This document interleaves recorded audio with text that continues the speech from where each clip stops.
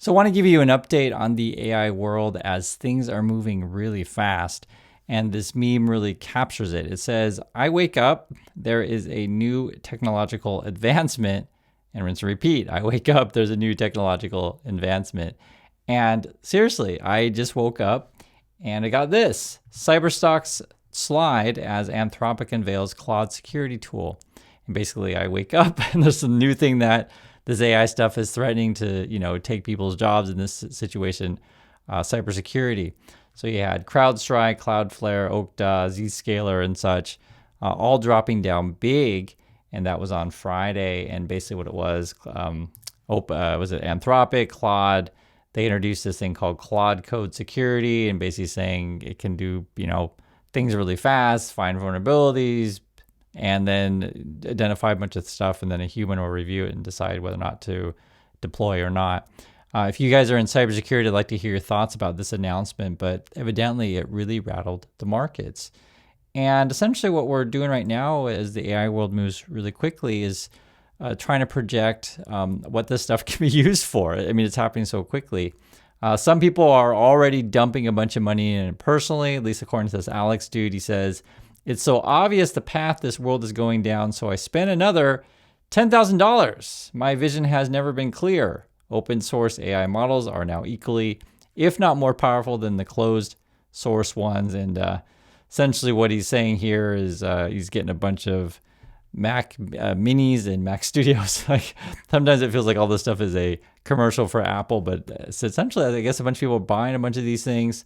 And then he claims that we will soon have private, personalized, super intelligent AI agents running locally on our desks 24/7. So I guess that's what people want. This person using it for a different purpose. Again, we're talking about what are we using AI for, and what is this big things that we're waking up like that cat, right? There's a new use for it. OG says, I have completely stopped trading and transitioned into deploying. Okay. I have 12 Claude bots that perpetually scan the internet for news, memes, events, anything that could be created into a meme coin. So he's using it for crypto scam, basically. And then deploy them on Pump Fun while purchasing 10% of the supply. I have no idea what Pump Fun is. I just want to be clear with you guys with that. I'm not in this crypto world, but that's how they name this stuff. They name it like basically, might as well just call it, scam market, but this one's Pump Fun. They lock 5% and dump the rest. He claims I made over 275,000 in a matter of 2 weeks. So he claims you never know with these kind of people. When do we see a billion-dollar revenue company being run by an AI CEO? Probably several months ago. You think there's a billion-dollar revenue company being run by an AI right now? I think it's very likely that there is a billion-dollar run rate company being run by an AI. Now, you said run by. I think there's probably a human CEO there for legal purposes and meat puppetry purposes. But I think it's pretty likely that there already is such a company right now. So I guess already there's a company out there worth $1 billion is run by an AI/robot, and I guess you're working for it. So if you are working for an AI CEO of $1 billion plus company, please let me know. But that's the discussion, and these guys, I guess, are all in on this AI agent stuff, which has been all the hype this last couple of weeks. So he's even wearing a bunch of lobsters on his shirt. That's the symbol of this AI agent movement. Sam Altman was speaking in India. This is the OpenAI CEO. If we are right and systems continue to improve at this pace, it's going to change the economics of a lot of things. A really great thing about AI progress is that it looks like many things are going to get much cheaper. We can have much faster economic growth. We're already seeing what AI is doing for access to high-quality healthcare, education, and more. In the coming years, we expect to see robots make many products and physical goods cheaper as supply chains get automated. The limit to how far this cost reduction can go may only be government policy. But the other side of this coin is that current jobs are going to get disrupted, as AI can do more and more of the things that drive our economy today. It'll be very hard to outwork a GPU in many ways. It'll be easy in some other ways. For example, we really seem hardwired to care about other people much more than we care about machines. We're somewhat less concerned about the long-term future. Technology always disrupts jobs. We always find new and better things to do. The people of 500 years ago would have thought that our current jobs often look silly, like ways to entertain ourselves, create stress. And the people 500 years from now hopefully will look at us, hopefully look to us, like impossibly rich people playing games, trying to find ways to pass their times.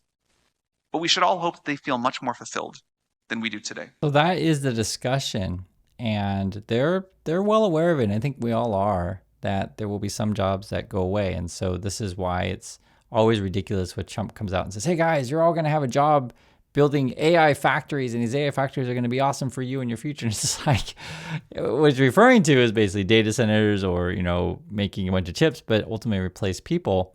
And then Altman will make the case that your jobs will be obsolete and we won't need them in the future and you'll have new jobs. But I think we're in a different era because, if you just use the example, the easy one is like we went from horses to cars. And yes, some jobs shifted. So people who make horseshoes or feed the horses and clean the horses, these kind of things, maybe then they got jobs into, putting tires on cars and fixing car engines and stuff like that. But the moment, if we're already at the point of like AI to replace CEOs and AI to do, calculations really quickly, or AI to do cybersecurity, as we talked about. And I think that's probably a practical thing because these days, say if that one dude wants to, run all his AI agent things to basically scam the markets, then you'd probably need some sort of AI tool to like de-scam the markets, right? So this is sort of the crazy world we're in. Listen to the Anthropic CEO give his sort of keynote. Energy and ambition in this room and across India are incredible. I've been spending the last few days meeting with Indian builders and enterprises, and the energy to build together here is palpable, unlike anywhere else. This is the 4th AI summit we've held since the tradition was initiated at Bletchley Park back in 2023, which I still remember. And in those 2.5 years, the advances in the technology have been absolutely staggering. Along with those, the advances in the commercial applications and the societal and ethical questions around the technology have only grown more urgent. My fundamental view is that AI has been on an exponential for the last 10 years, and as part of a sort of Moore's law for intelligence, and that we are now well advanced on that curve, and there are only a small number of years for AI models surpassing the cognitive capabilities of most humans for most things. We're increasingly close to what I've called a country of geniuses in a data center, a set of AI agents that are more capable than most humans at most things and can coordinate at superhuman speed. That level of capability is something the world has never seen before and brings a very wide range of both opportunities and concerns for humanity. What is going to happen in the future? And I think if we replace people's critical thinking skills, which is sort of what we're happening in this sort of world that we're going into, the basic, if you guys know the movie Idiocracy, it's kind of like that, where people just don't have the ability to think anymore. It's a real problem. Now, are we in a bubble or not? I think certainly some things are going to move forward, but maybe not as fast as they were originally predicting. This was in the Financial Times. I told you guys about this yesterday. NVIDIA and OpenAI abandoned unfinished $100 billion deal in favor of a $30 billion investment. So they've reduced the amount of money that we're talking about throwing into this stuff. And a lot of this is circular financing as it is. Then you have this. This was an interesting one. OpenAI resets spending expectations, tells investors compute target is around $600 billion, okay? And that is a reduction from $1.4 trillion. So we're sort of talking about like lowering the amount of, I guess if you talk about compute, it's probably mean how much you want to spend on data centers and stuff like that. That's how I read that. And then they're claiming, and this is where it gets really bubbly, they're claiming they're going to generate $280 billion of revenue by 2030. Now, to put this in perspective, they make only $13 billion revenue in 2025. So they're claiming, all right, and this is why I want you to see the numbers for yourself. It's kind of ridiculous. They're saying, okay, we make like $13 billion now.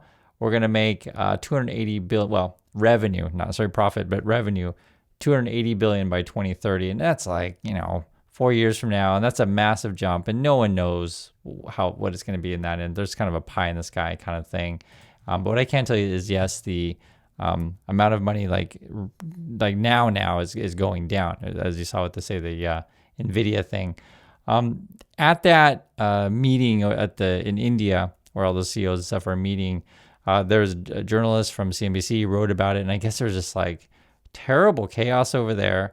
The main speaker, the keynote, was supposed to be Bill Gates, but he had a problem with the Epstein stuff, so he canceled actually. So that kind of had to shuffle around. There was like terrible traffic, which is kind of crazy because at the one hand, you're in India, you have like all these, tech CEOs talking about, oh yeah, it's going to change the future and we're all going to lose jobs and stuff like that. And then you're in a country that, there's still a lot of people that could use more infrastructure and development. You could build out the roads, mass transit, these kind of things, but it's like you're in a situation where the traffic is at a standstill. So I guess people couldn't even get to some of the meetings or events that they wanted to go to when they're at this big conference. That's what the person wrote about. And then there was some confusion about this. There's like a robot dog there. Who made the dog? Is it a real dog or whatever? That's a whole other thing. But I'll just say this: it didn't go that well. And one of the things something that I'm just talking about from here in Korea, people are really proud of is that when you do these like sort of major events, and it goes off without a hitch and people enjoy themselves, stuff like that, then people want to come back, right? Because it kind of shows how well you're organized and stuff like that. And I'm referring to APEC, which is when Trump came here recently. Also in the AI space, you have these kind of people, and a lot of them are just sort of bragging. I don't know, bragg's the right word. We'll just say, just telling you how much money they're spending on this stuff. This is a Matt dude. He says, I've spent 2.4 billion tokens perfecting OpenAI. So basically, you're burning through cash to try to get this stuff to work that may or may not ever make money for you. And these are the, sort of personal cases that relate to the overall picture, right? We're all spending money to build data centers, then, spend money to buy compute. This person says, if you do not set up OpenClaw correctly, it's going to suck. It will do tasks poorly, not remember anything, and not be proactive. Okay, great. Listen a little bit of this. Jordy, I want to go to you first. What do you think are the biggest time-wasting mistakes being made by OpenClaw beginners that are holding them back? Well, I think the barrier to entry is getting easier, and speaking from experience, I'm someone who is like mega curious, and I'm a marketing background, so I'm not necessarily developer side of this. And I, as you were saying at the start of the show, was really interested in trying to find an agent to help me do things on a daily basis. So when I was setting it up, I was going through the process of trying to figure out how to host it online or host it in my house for a Mac Mini, all these viral elements of like fluff being thrown at you, right? So for me, I found that the best practice was actually using hardware. I personally found that a lot better than using like an AWS EC2 server, which again, even in saying that, feels totally unnormal. Like I didn't even know what that was until I found OpenClaw. So I would say that the barriers to entry are understanding that having your own personal machine that acts as a server is definitely more proactive and better for newcomers than using an online web server that is like a Linux coding And I just portal. wanted you to hear that because that's just one person's point of view, but the basic idea is that if you were going to have these agent things, you're just going to have it running on your local computer opposed to relying on the cloud/data center. And I think that's an important point because if you are indeed then spending all these tokens, right? This person said, I spent 4 billion tokens, so basically compute, right? Or you could say credits, make it easier to say tokens, credits, same thing. It's like, your time is up. You got to pour more money into this stuff. But at that point, couldn't you just hire a person, right? And that's sort of the measurement that we're looking at now. Is it going to be more cost effective for me to have a machine in my house, do whatever tasks I need, or should I just hire someone, We asked Jordy Maui, author of the Viral X article, quote, I wasted 80 hours and $800 setting up OpenClaw, about the biggest lessons he learned from his experiences as a non-coder. And I think a lot of these people, I've noticed it, that they want to put a whole bunch of stuff on X, basically a bunch of bots on X or bot channels on YouTube and stuff like that. That's kind of the model for a lot of these people, or that one guy doing the scam and the crypto.